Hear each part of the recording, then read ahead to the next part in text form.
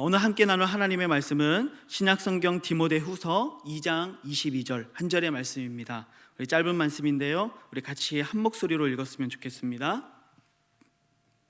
22절 한 절입니다. 다 같이 읽습니다. 시작. 또한 너는 청년의 정욕을 피하고 주를 깨끗한 마음으로 부르는 자들과 함께 의와 믿음과 사랑과 화평을 따르라. 아멘. 우리 옆에 있는 성도님들과 한번 인사 나눌까요? 사랑하고 축복합니다.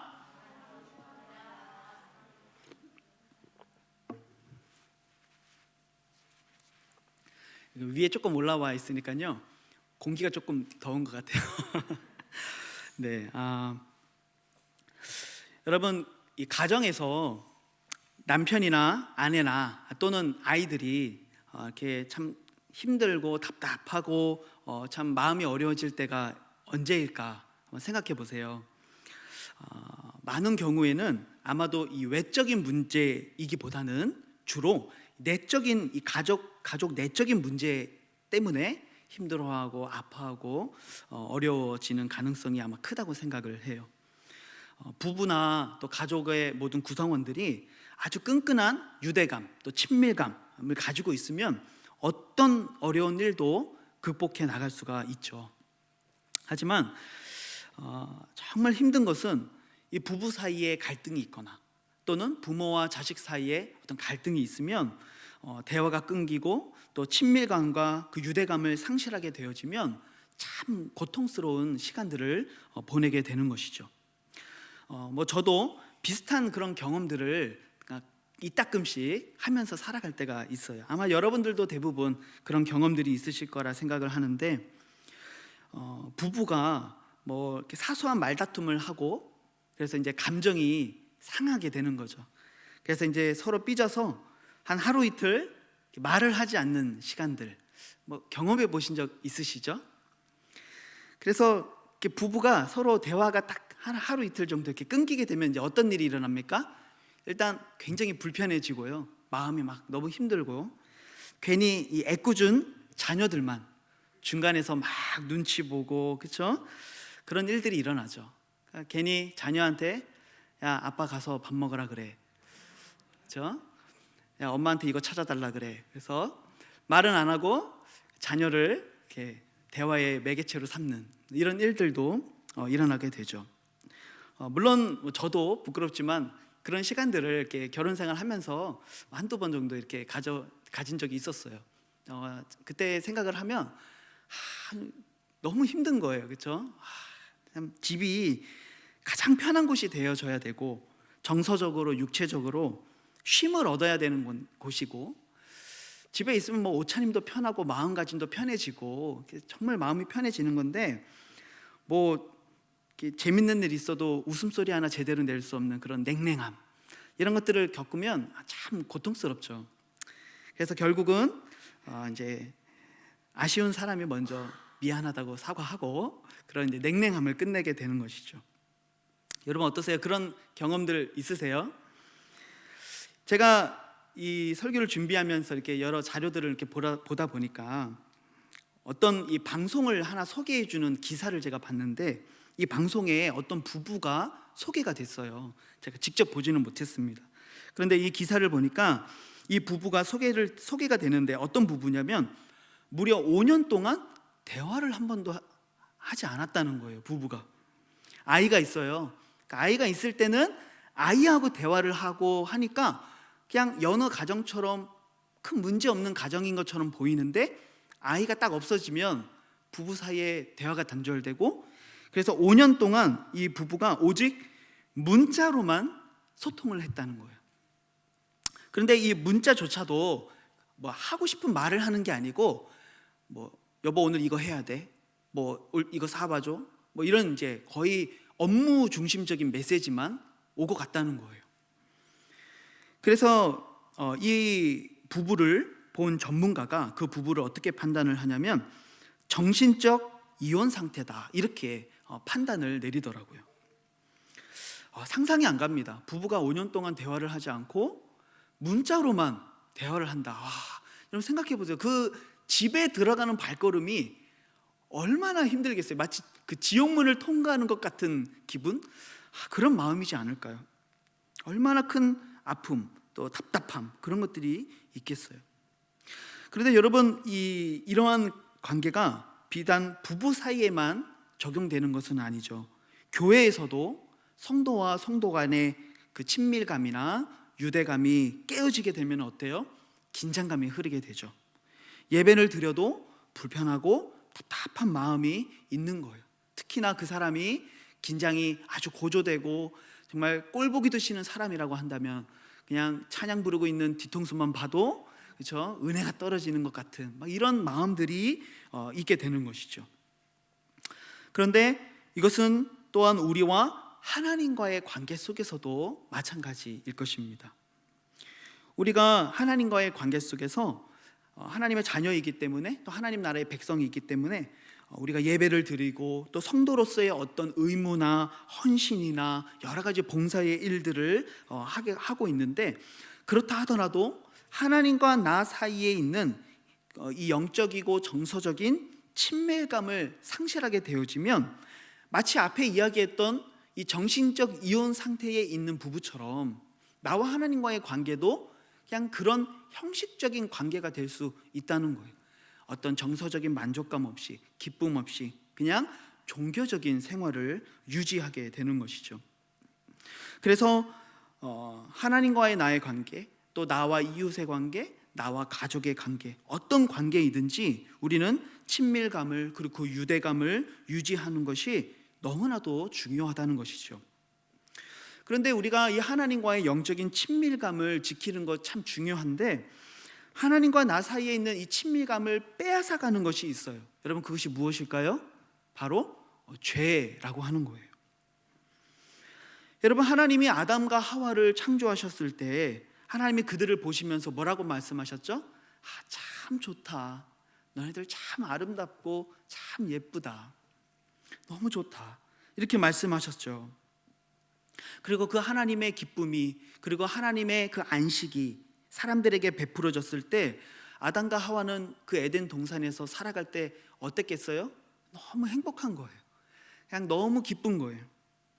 그런데 그 행복이 깨져버렸어요. 그 친밀감이 깨져버렸어요. 하나님이 그들을 부르시는데 내 아빠라고 말하는 것이 아니라 도리어 그들이 숲을 사이에 숨어버리게 됐어요. 왜 그렇죠?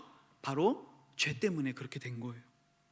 그들은 숨었을 뿐만 아니라 결국은 그 하나님의 나라, 그 아름다운 동산에서 어떻게 돼요? 쫓겨나게 되어지죠. 여러분, 죄는 이렇게 하나님과 우리의 사이를 막아버리고 멀어뜨리고 그 사이에 있었던 모든 기쁨과 친밀감을 다 빼앗아 가는 거예요. 시편 51편은 우리에게 참 유명한 말씀입니다. 이 12절 말씀에 보니까 다윗이 주의 구원의 즐거움을 내게 회복시켜 주시고 자원하는 심령을 주사 나를 붙들어 주십시오라고 노래하고 있어요. 우리가 잘 알듯이 이 시편 51편은 시편 중에서도 가장 유명한 참회시 중에 하나예요. 특별히 이 상황이 어떻습니까? 다윗이 밧세바를 범하고 이 나단 선지자에게 책망을 받았을 때에 참회하며 지었던 시가 바로 이 시편 51편이에요. 다윗은 밧세바를 범하는 그 죄 때문에 무엇을 잃어버렸어요? 구원의 즐거움을 잃어버린 거예요. 그래서 하나님 앞에 간절하게 기도하는 것이죠. 주의 구원의 즐거움을 내게 회복시켜 주십시오. 내게 그 즐거움을 다시 회복시켜 주십시오. 여러분, 우리가 예수님을 믿고 성령님이 우리 안에 내주하시고 우리가 하나님의 자녀라고 성령의 인침을 이것은 법정적인 선언이죠. 마치 호적에 우리의 자녀들의 이름이 올라가는 것처럼, 그것은 어떤 경우에도 바뀌지 않는 것처럼 한번 성령이 우리를 하나님의 자녀로 인치시면 우리가 하나님의 자녀라는 사실은 절대로 변하지 않는 법정적인 선언이죠. 하지만 그럼에도 불구하고 죄라고 하는 것은 바로 자녀된 나와 아버지된 하나님과의 이 사이를 가로막고 그 사이에 있는 모든 친밀감을, 그 사이에서만 누릴 수 있는 모든 평안과 기쁨을, 행복을, 사랑을 다 막아버린다는 거예요. 그래서 우리는 이 죄를 어떻게 해야 됩니까? 멀리 해야 되고 밀어내야 되고 싸워야 되고 없이 해야 된다는 것이죠. 오늘 이 디모데후서는 인생의 말년에 지금까지 살아오면서 얻었던 그 깊은 믿음의 연륜을 이 바울이 젊은 목회자 디모데에게 권면하고 있는 장면이죠. 그러면서 당부하는 첫 번째가 무엇입니까? 오늘 본문 앞부분을 보면 너는 청년의 정욕을 피하라라고 권면하고 있어요. 청년이라고 해서 오늘 이 말씀이 단지 결혼하지 않은 어떤 젊은이들에게만 해당되는 것은 아니죠. 오늘 이 말씀 앞에 서 있는 하나님의 모든 성도들에게 포함되는 말씀이에요. 하나님 오늘 우리들에게 말씀하고 있는 것이죠. 정욕을 피해라. 죄를 멀리해라. 육신의 그 정욕을, 본성을 피하라고 오늘 우리들에게 말씀하고 계세요. 이 육체의 정욕이라고 하는 것은 사실 항상 우리 안에 내재되어 있습니다. 왜? 우리가 육체를 입고 살아가는 한 우리는 항상 우리 안에 바로 그 육체의 정욕들이 내재되어 있다는 것을 알죠. 그래서 조금만 방심해도, 조금만 느슨해져도 그것이 금세 이 수면 위로 올라와 버리는 것처럼 우리의 삶에 나타나기 시작하죠. 그래서 바울도 그렇게 고백했습니다. 로마서 7장 21절부터 23절 말씀을 보면 그러므로 내가 한 법을 깨달았노니 곧 선을 행하기 원하는 나에게 악이 함께 있는 것이로다.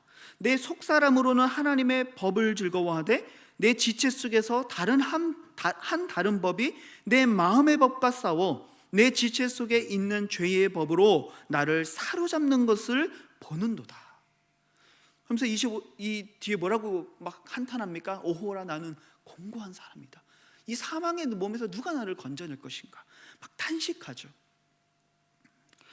바울에게도 그랬고 오늘 우리들에게도 모든 사람들에게는요 죄의 습관이라고 하는 게 있어요. 경향성이에요.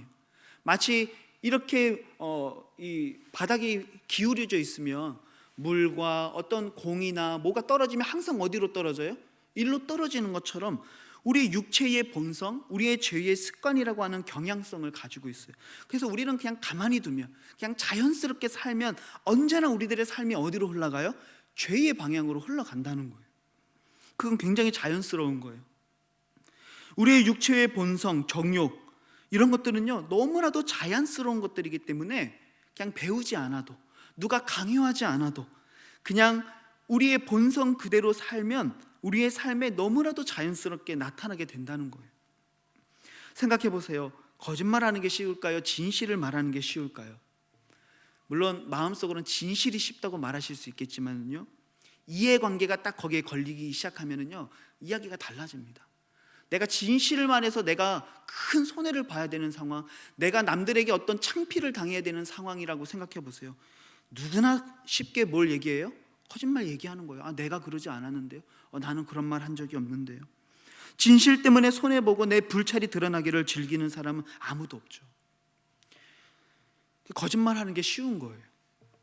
여러분, 누군가 미워하고 험담하는 게 쉬울까요? 그를 용서하고 품어주는 것이 쉬울까요? 미워하고 험담하는 게 쉬워요. 여러분, 나를 높이는 것이 쉽습니까? 나를 낮추는 것이 쉽습니까? 내가 섬김을 받는 것이 쉽습니까? 내가 누군가를 섬기는 것이 쉽습니까? 항상 죄와 관련된 것은 쉽고요, 너무 자연스러워요. 아이들도 참 가르쳐주지 않아도 어떻게 그렇게 자연스럽게 악한 것들을 배우는지 알 수가 없어요. 우리 집에 있는 그 어린 아이에게 누가 너 거짓말해, 누가 너 이렇게 때려, 그걸 누가 가르쳐 주겠어요, 부모가. 근데도 가르쳐 주지도 않아도 그런 일을 해요. 막 때리고, 그렇죠? 이기적으로 하고. 아이들이 막 어느 순간부터 거짓말을 하기 시작하고. 너무 자연스러워요. 그래서요, 우리가 그냥 생각 없이 살면, 그냥 습관대로 살면, 노력하지 않으면 우리는 반드시 이 죄의 열매 가운데 살아갈 수밖에 없다는 것이죠. 반면에 진실하게 살려는 것, 내가 누군가를 용서하는 것, 품어주는 것, 누군가를 깊이 사랑해 주는 것, 나를 낮추고 남을 높여주는 것, 여러분, 이런 일들은요 절대로 뼈를 깎는 노력이나 고통이 없이는 이룰 수 없는 것들이에요. 그래서 마태복음 7장에 그런 말씀이 있죠. 좁은 문으로 들어가라. 멸망으로 인도하는 문은 크고 그 길이 넓어 그리로 들어가는 자가 많고 생명으로 인도하는 문은 좁고 그 길이 협착하여 찾는 자가 적다. 그러니까 쉬운 길, 그냥 누구나 갈 수 있는 길. 여러분, 그런 길들은 항상 어디로 들어가요? 멸망으로 들어가는 문인 거예요. 죄로 이어지는 길이죠. 나와 하나님과의 친밀함을, 그 가까움을, 그 평안을, 그 만족을 빼앗아가는 길이라는 것을 우리가 명심해야 됩니다. 그래서 우리는 날마다 죄와 싸워야 돼요. 항상 그것을 인식하며 살아야 돼요. 정욕을 피하라고 오늘 말씀하고 있죠. 마치 요셉이 그 보디발의 아내의 유혹을 피하고 옷을 그냥 그 자리에 벗어두고 그 자리를 피했던 것처럼, 하나님은 오늘 우리로 하여금 죄로부터 도망치라고, 피하라고, 그것을 싸우라고, 최후 승리를 얻기까지 주님을 의지하고 붙들라고, 노력하고 눈물로 끝까지 싸워 이기라고 하나님은 오늘 우리들에게 권면해주고 있는 거예요. 그렇지 않으면 우리는 반드시 하나님과의 친밀감을 빼앗길 수밖에 없기 때문에 그렇습니다. 저는 우리와 하나님과의 관계가 마치 그 심한 부부싸움으로 그 말을 할 수 없는 그 냉랭함 가운데 있는 그 답답함, 여러분, 그런 관계가 되지 않기를 소망합니다. 우리가 피해야 될 죄의 목록들을 이제 3장으로 넘어가면 이렇게 정리하고 있습니다. 조금 긴데 5절까지 제가 한번 쭉 읽어보겠습니다. 너는 이것을 알라. 말세에 고통하는 때가 이르러 사람들이 자기를 사랑하며 돈을 사랑하며 자랑하며 교만하며 비방하며 부모를 거역하며 감사하지 아니하며 거룩하지 아니하며 무정하며 원통함을 풀지 아니하며 모함하며 절제하지 못하며 사나우며 선한 것을 좋아하지 아니하며 배신하며 조급하며 자만하며 쾌락을 사랑하기를 하나님 사랑하는 것보다 더하며 경건의 모양은 있으나 경건의 능력은 부인하니 이 같은 자들에게서 내가 돌아서라. 너무 많은 이 목록들이 나왔습니다. 다 이 설교 시간에 언급을 할 수 없으니까요, 오늘 돌아가셔서 한번 이 본문에 나와 있는 죄의 목록들을 한번 깊이 고민해 보시고 내 삶에 한번 질문해 보세요. 나는 하나님을 사랑하고 있는가? 아니면 나를 사랑하고 있는가? 아니면 나는 돈을 사랑하고 있는가? 자랑하고 있는가? 교만한가? 비방하는가? 부모에게 순종하고 있는가? 감사하며 살아가고 있는가? 구별된 삶을 살아가고 있는가? 우리의 자신을 돌아보는 것이죠. 이러한 모든 죄의 문제들이 근본적으로 나와 하나님과의 관계를 깨트리기 때문에, 나와 하나님 사이에 있는 그 친밀함을, 그 기쁨을, 감격을 빼앗아가기 때문에 오늘 바울은 디모데에게 그 정욕을 피하라고 권면하고 있는 것이죠. 사랑하는 성도 여러분, 우리 안에 있는 그냥 자연스러운 그 본성 그대로 살아가지 않기를 소망합니다. 우리를 죽였으면 좋겠어요. 날마다 하나님 앞에 무릎을 꺾었으면 좋겠습니다. 이 죄와 싸우고 때로는 피를 흘리지만 바로 그 싸웠던 흔적들을 주님은 예수의 흔적이라고 말씀하시며, 바울은 그 예수의 흔적을 내 몸에 새긴다라고 고백했었죠. 오늘 바로 그 흔적들, 그 피 터지게 싸웠던 예수의 흔적이 오늘 우리들의 삶 가운데 남아있기를 우리 주님의 이름으로 축복합니다. 이 영적인 친밀감을 얻기 위해서 우리는 그래서 죄를 멀리해야 되는데, 이어지는 이 후반부 말씀을 보면은 이 친밀감을 유지하고 죄와 싸우는 삶을 효과적으로 승리할 수 있기를 위해서 바울이 두 가지를 우리들에게 언급합니다. 첫 번째는 뭐냐면, 본문 다시 한번 보니까 주를 깨끗한 마음으로 부르는 자들과 함께라고 이야기하고 있어요. 주님을 깨끗한 마음으로 부르는 자들과 함께하라는 거예요. 왜요? 혼자는 너무 힘들기 때문에 그래요. 그래서 함께 걸어갈 동역자들이 있어야 되죠. 근데 어떤 동역자들이어야 돼요? 주를 깨끗한 마음으로 부르는 자들. 이러한 동역자들이 우리 옆에 있어야 돼요. 이 한자에 사자성어에 근묵자흑이라고 하는 말이 있습니다. 검은 먹을 가까이 하면 검어진다라는 뜻의 이런 한자 성어입니다. 우리 옆에 누가 있는가에 따라서 내가 변화될 수 있는 거예요. 내 옆에 주님을 깨끗한 마음으로 부르는 하나님의 귀한 모습을 닮은 성도가 있으면 우리는 그 사람을 닮아가게 되는 것이죠. 하지만 늘 원망과 불평과 험담하는 사람이 있으면요, 나도 어느 순간에 나도 모르게 남을 헐뜯는 사람이 되어 있는 것을 우리는 많이 보게 되죠. 그래서 우리는 주님을 깨끗한 마음으로 부르는 사람들을 옆에 두어야 돼요. 그리고 그런 사람들이 많은 교회가 되어야 합니다. 어떤 교회가 좋은 교회예요? 좋은 시스템, 좋은 음향, 좋은 조명이 있는 교회가, 또 좋은 어떤 시스템을 갖추고 있는 교회가 좋은 교회일까요? 그렇지 않죠. 진짜 좋은 교회는 어떤 교회예요? 주위를 둘러보면 주님을 깨끗한 마음으로 부르는 사람들이 많은 교회. 여러분, 우리 실로암 교회가 이런 교회이기를 소망합니다. 여기에 있는 분들이 바로 그러한 분들이 되어주시기를 소망합니다. 그래서 이러한 마음으로, 이런 깨끗한 마음으로 함께 주님을 부르고 동역하는 것이죠. 때로는 엇나가는 사람들을 보면 뒷덜미를 잡아서라도 다시 원위치 시키고, 못 올라오는 사람이 있으면 손을 잡고 끌어주는 이런 동역의 모습들이 우리 가운데 있어야 된다는 것이죠. 이 전도서 4장 12절 말씀해 보니까 한 사람이면 패하겠거니와 두 사람이면 맞설 수 있나니 세 겹줄은 쉽게 끊어지지 않는다. 그래서 우리가 뭉쳐야 됩니다. 하나 되어져야 돼요. 근데 우리가 너무 이걸 못하니까 하나님께서는 예수 그리스도를 통해 우리를 아예 한 몸으로 새롭게 창조하셨어요. 예수님을 머리로, 그리고 각각의 몸의 지체로 한 세 사람을 지으셨다라고 표현하죠. 이 새로운 창조를 통해 하나님은 이 교회를 한 몸으로 만들어 주셨어요. 그래서 우리가 하나 될 때, 떨어지지 아니하고 서로 동역하며 함께 깨끗한 마음으로 주님을 부르는 자들이 함께 모일 때 우리는 비로소 승리할 수 있는 삶을 살게 되는 것이죠. 저는 지난 한 주간에 우리 선교사님을 참 귀한 모습으로 섬기시는 우리 성도님들의 삶, 또 다 마음은 있지만 하지 못하셨지만 그래도 함께 기도로, 함께 마음으로 동참하셨던 성도님들의 그런 사랑을 보면서 참 가슴이 너무 뜨거웠습니다. 너무너무 아름다운 모습이었다라고 생각을 해요. 참 이렇게 서로 교제하고 힘을 합하고 마음을 모으고 동역하는 이 아름다운 모습 속에 우리 선교사님이 얻으셨을 그 어떤 용기와 힘, 이런 것들을 생각하니까 참 굉장히 뭉클해지는 것들을 좀 느꼈었어요. 히브리서 10장 25절에는 이런 말씀도 있습니다. 모이기를 패하는 어떤 사람들의 습관과 같이 하지 말고 오직 권하여 그날이 가까움을 볼수록 더욱 그리하자. 더욱 모이기에 힘써야 된다라고 말씀하고 있죠. 서로가 서로를 붙들어 줘야 됩니다. 끌어 안아야 줘야 됩니다. 여러분, 이 남극에 있는 펭귄들이 정말 추워지면 어떻게 하는지 아십니까? 따닥따닥 붙어서 동그랗게 서서 이제 추위를 이겨내기 시작하죠.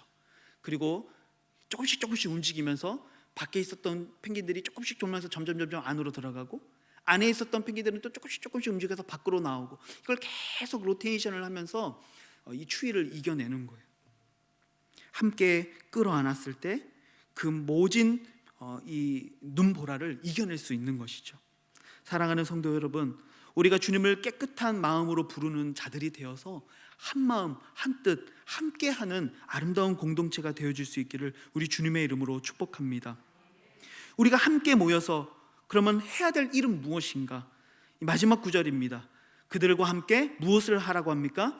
의와 믿음과 사랑과 화평을 따라라. 여러분, 죄를 피하고 싸우는 것 참 중요합니다. 하지만 그것보다 더 중요한 것은 무엇이냐? 진리를 따르는 삶을 사는 거예요. 그러니까 죄를 피하고 싸우는 것은 조금 소극적인 면이라고 본다면, 이 진리를 따르는 적극적인 삶이 더 중요하고 필요하다는 것이죠. 왜냐하면 죄를 이겨내는 힘이 바로 진리를 따르는 삶으로부터 나오기 때문에 그렇습니다. 우리가 아무리 난 죄를 멀리할 거야, 나 이겨낼 거야, 내가 끊어낼 거야 라고 아무리 다짐하고 고백해도 우리의 고백이 며칠 갑니까? 3일, 작심 3일이라는 말이 왜 나왔겠어요? 그런데 우리가 정말 죄를 싸우고 이겨낼 수 있는 그 힘이, 원동력이 어디에서 나오는가? 진리를 따르는 삶을 살 때 거기에서부터 비로소 육체의 정욕을 제어할 수 있는 힘이 나온다는 거예요. 갈라디아서 5장 16절에 보니까 너희는 성령을 따라 행하라. 그리하면 육체의 욕심을 이루지 아니하리라. 성령을 따라 행하는, 진리를 따라가는 삶을 살 때에 육체의 욕심을 이루지 않는 어떤 영적 파워가 거기에서 나오게 된다는 거예요.